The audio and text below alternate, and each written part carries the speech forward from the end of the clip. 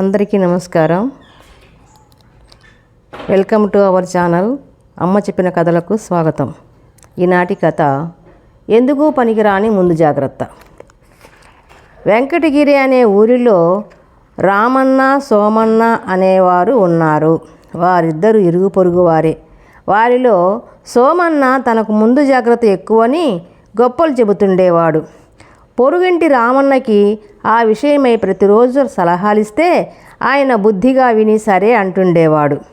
ఇదిలా ఉండగా ఒకసారి ఒక సాధువు గ్రామాధికారిని కలుసుకొని ఈ ఊరికి గ్రహదోషం రానున్నది, ఆ కారణంగా పంటలకు చీడపట్టి నాశనమయ్యే ప్రమాదం ఉన్నది, ఇంట్లో గ్రహశాంతి జరిపి పూజలు చేసిన వారికి దోషం తొలగిపోయి ప్రమాదం తప్పుతుంది, రేపు వచ్చి పూజ ఎలా చేయాలో చెబుతాను, ఆసక్తి ఉన్న వారందరూ ఉదయమే స్నానం చేసి శుచిగా రచ్చబండ వద్దకు వచ్చి నన్ను కలుసుకోండి అని చెప్పి వెళ్ళిపోయాడు.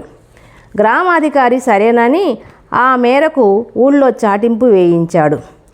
ఆ చాటింపు విన్న రామన్న అంతా మూఢనమ్మకమంటే సోమన్న ఒప్పుకోకుండా ఈ ప్రపంచంలో మనకు తెలియనివి చాలా ఉన్నాయి, సాధువు మన హితవు కోరే చెప్పాడు, అదీ కాక పూజ చేస్తే మనకు వచ్చిన నష్టమేం లేదు, నా మాట విని నువ్వు రేపు రచ్చబండ వద్దకు రా అని చెప్పాడు సోమన్న. రామన్న సరేనని మరుసటి రోజు ఉదయమే స్నానం చేసి పూజామందిరంలోని దేవుడికి దండం పెట్టుకొని బయటకు వచ్చి సోమన్నని పిలిచాడు.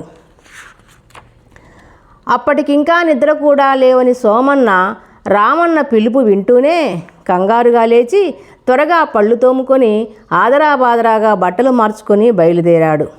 ఇద్దరు రచ్చబండ వద్దకు వచ్చేసరికి అప్పటికే చాలామంది గ్రామస్తులు వచ్చి ఉన్నారు. సాధువు ఇంకా రాలేదు. అప్పుడు ఒక పెద్ద మనిషి గ్రహదోషం వల్ల పంటకు చీడపడుతుండటం మూఢనమ్మకం అన్నాడు. అందుకు రామన్న నవ్వి, ఇప్పుడు ఈ చర్చ వృధా, సందేహాలుంటే సాధువుని అడగవచ్చు, మహాత్ముల మాటలు విలువైనవి. ఒకసారి మా ఇంటికి వచ్చిన సాధువు మనిషికి ముందు జాగ్రత్త అవసరము, అందుకే రేపటి పని నేడు, నేటి పని ఇప్పుడే చేయాలి అన్నాడు. అది చాలా గొప్ప సందేశం, ఏమంటావు సోమన్న అంటూ అతని కేసి చూశాడు. ఎప్పుడూ ఆయన్నేదో చిన్నబుచ్చాలనుకునే సోమన్న వెంటనే సాధువు చెప్పింది నీకోసమే, నాకైతే ఆ విషయం ఎప్పుడో తెలుసు, అందుకే నేను ఇప్పటికే వృద్ధిలోకి వచ్చేశాను అని అన్నాడు. నువ్వన్నది నిజమే, మన ఊరికి విత్తనాలు నమ్మే వర్తకుడు వస్తే ఇవాళ కొనుక్కోవచ్చులే అనుకున్నాను, కానీ విత్తనాలన్నీ అమ్ముడైపోయి ఆ వర్తకుడు నిన్ననే వెళ్ళిపోయాడు. ముందు జాగ్రత్త విషయంలో సాధువు చెప్పింది విన్నానే తప్ప ఆచరణలో పెట్టలేదు, అందుకు శిక్షగా విత్తనాల కోసం రేపు పొరుగురు సంతకు వెళ్లాల్సిందే, తప్పదు మరి అన్నాడు రామన్న నవ్వుతూ. ఆ మాటలకు అక్కడే ఉన్న మల్లయ్య అనే రైతు ఆశ్చర్యపడి, అరే నువ్వింకా విత్తనాలు కొనలేదా? నిన్ననే సోమన్న 5 కుంచాలు విత్తనాలు కొన్నాడు, ఆయనకు కావలసినవి 2 కుంచాలే కదా, మిగతా 3 నీకోసం కొన్నాడనుకున్నాను, మీరిద్దరూ పక్కపక్కనే ఉంటారు కదా అని అన్నాడు. రామన్నకు విత్తనాలు దొరకకూడదని, తాను ఎక్కువ విత్తనాలు కొంటే అది మల్లయ్య ఇలా బయట పెడతాడని ఊహించని సోమన్న గతుక్కుమని ఆ విషయం కప్పిపుచ్చడానికి మాకు తగువ పెట్టాలని, కాకపోతే అయినా నాకు ముందు జాగ్రత్త ఎక్కువ అని తెలుసు కదా, ఆ 3 కుంచాల విత్తనాలు వచ్చే సంవత్సరం కోసం కొన్నాను అన్నాడు. రామన్న ఆప్యాయంగా సోమన్న భుజం తట్టి, మన మధ్య గొడవలు ఎందుకు వస్తాయి, నీ సంగతి నాకు తెలుసు కదా, అందుకే నువ్వు అదనంగా విత్తనాలు కొన్నావని తెలిసినా నాకు ఇవ్వమని అడగలేదు అని అన్నాడు. ఆ మాటలకు కాస్త ఇబ్బంది పడుతూ సోమన్న ఏమనాలా అని ఆలోచిస్తుండగా అక్కడికి సాధువు వచ్చాడు.